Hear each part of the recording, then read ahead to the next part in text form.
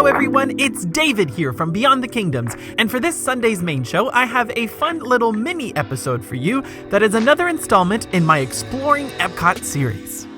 While we wait for some huge changes for this park in the coming years, there are still lots of classic attractions worth exploring on your next trip to Disney World.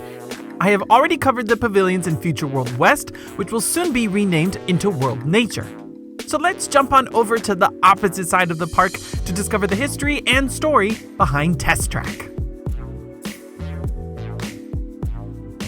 The current version of Test Track that we see today opened in December of 2012. But this transportation-focused pavilion has seen some significant changes over the years. In fact, unlike most pavilions in this section of Epcot, this one hasn't just had two major versions, but three.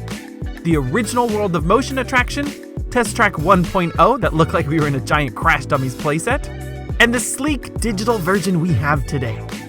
Now, we all know the stories of legendary animators turned into Imagineers that worked on classic Disney dark rides. Disney legends like Mark Davis come to mind, who worked on attractions such as the Jungle Cruise and the Haunted Mansion.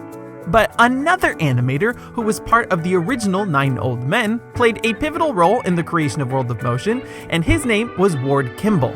Despite having a long career in Disney animation, this was the only attraction that Kimball ever worked on.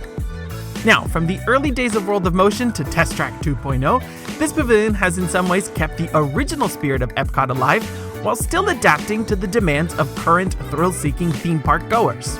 And while some pavilions still have a corporate sponsor, none feel as closely tied to the theme of an attraction than this one does.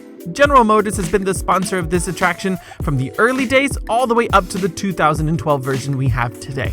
And finally, it may surprise you to know that this remains to be Disney's fastest attraction at Walt Disney World. The final speed test of this attraction sends your sim car at a whopping 65 miles an hour, beating attractions like Expedition Everest and Rock and Roller Coaster. In fact, the Tron coaster in Shanghai Disney that is currently being duplicated here at the Magic Kingdom only reaches a top speed of 59 miles per hour. So Test Track still might hold this title for a while. We will just have to wait and see how the upcoming Guardians of the Galaxy Cosmic Rewind coaster matches up to Test Track. Like I said before, this transportation pavilion has seen the most amount of change of all the pavilions here at Epcot. And I think each of the three incarnations have been very successful. But to talk about the history of Test Track, we actually have to go back a few decades, not just to the late 70s when the park was being developed, but all the way to the 1964 New York World's Fair. Disney's first collaboration with an automobile company dates back to the Ford Magic Skyway at the New York World's Fair. Many Disney fans fondly remember rides built for the fair such as It's a Small World, Great Moments with Mr. Lincoln, and of course the Carousel of Progress. For some reason, Ford's Magic Skyway doesn't seem to hold this same level of passion. But it is surprising in a way because it helped develop almost all of the original omnimover attractions here in Future World. Something that would be used for Spaceship Earth, Horizons, Imagination, the Seas, and of course World of Motion. Now, while the ride system and the inclusion of an automobile company sounds like a direct predecessor to World of Motion, the show scenes in that original ride actually influenced two Epcot opening day attractions. The Magic Skyway began by exploring the age of the dinosaurs, and then the early stages of man's development with transportation with the creation of the wheel. The dinosaur scenes would actually be replicated and expanded upon at the Universe of Energy. But as the attraction continued and tracked man's progress with transportation, we can see direct parallels from the New York World's Fair and World of Motion. And the post-show at the fair also had a giant showroom featuring the latest technology being created by Ford. So for those of you who miss the spirit of old school Epcot and Disney, nearly every version of this pavilion has somewhat maintained the original spirit of the park.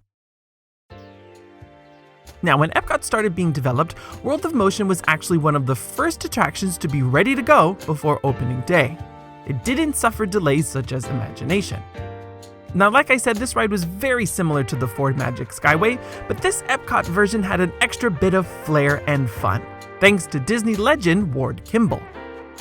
As one of Disney's 9 old men, Kimball was a fantastic animator that had been with Walt from the early days.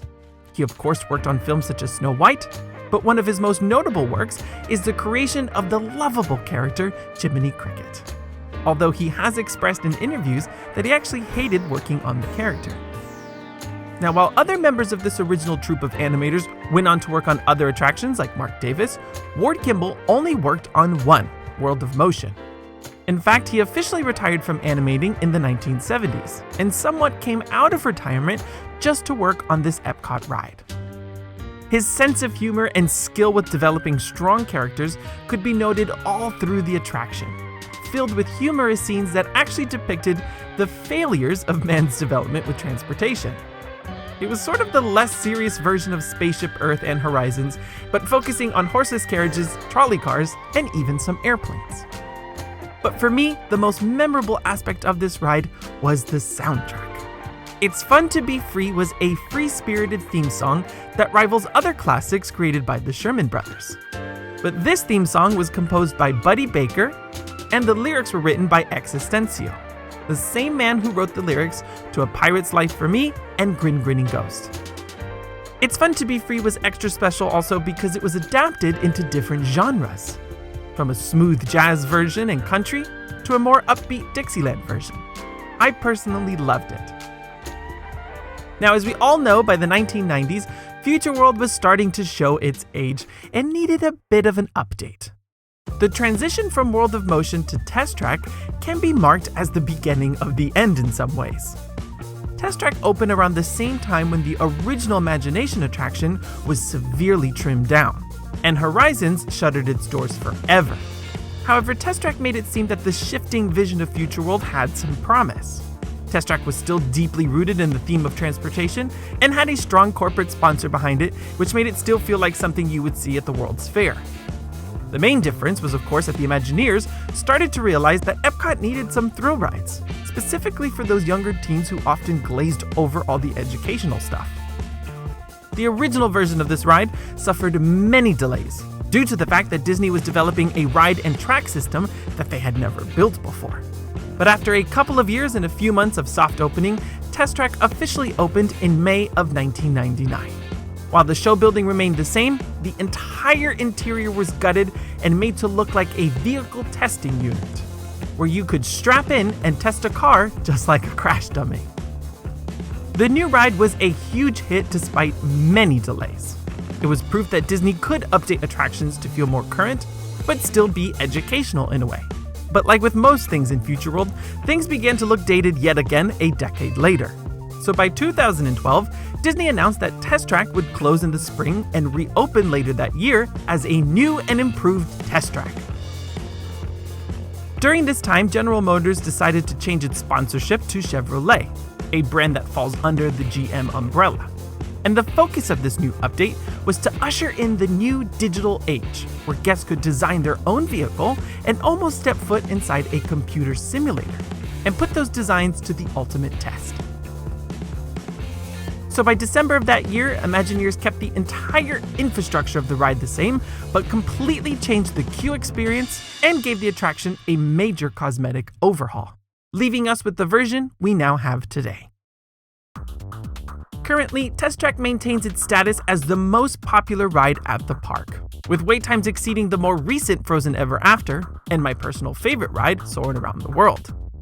The queue is now broken down into 3 main sections. First, you have the Welcome Room, introducing you to the Chevrolet brand and displaying a few motors and cars along the way. But then you get to the fun part, inside the Design Studio, where you can dream up your very own car.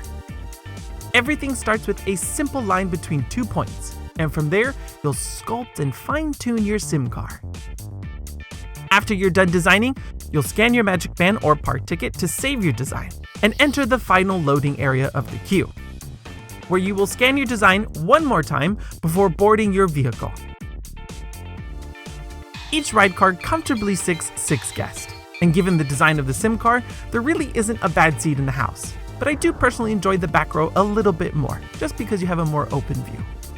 The track layout is exactly the same as the original version, but with a major Tron-esque upgrade. Now, like I always say, I like to split my days at Epcot into two, mainly because I hate all of the walking. But if you're planning a trip to Epcot soon, here are a few riding tips. First of all, this attraction is currently in Epcot's Tier 1 FastPass category, meaning when you make your initial 3 bookings, you can only choose one between Test Track, Soarin', Frozen Ever After, and the fireworks. Personally, if you only have one day at Epcot, I always think it's best to book Test Track. I personally prefer Soarin', to be honest, and book that more often. But Test Track easily will hit a 90-minute wait in the first hour of the day, even if the crowds are pretty moderate, whereas Soarin' can comfortably sit around 45 minutes, mainly thanks to the third theater. Frozen seems to have leveled out now, and on average it sits between 15 minutes and an hour on most days. So, just from a numbers perspective, Test Track is always a wise choice. I also recommend FastPass here because this is the only attraction at Epcot that will close due to the weather. Now, you may be thinking, well, David, I don't really want to waste a FastPass if something is going to shut down. Now, the reason I say this is because I would hate to wait 90 minutes to reach the end of the line and then be told that the ride is shut. Now, if the ride shuts down during your FastPass time slot, you will be notified on the My Disney Experience app and can choose to switch your FastPass to something else, or come back at another time. Alternatively, there is a single rider line here as well, which can come in handy for some key groups.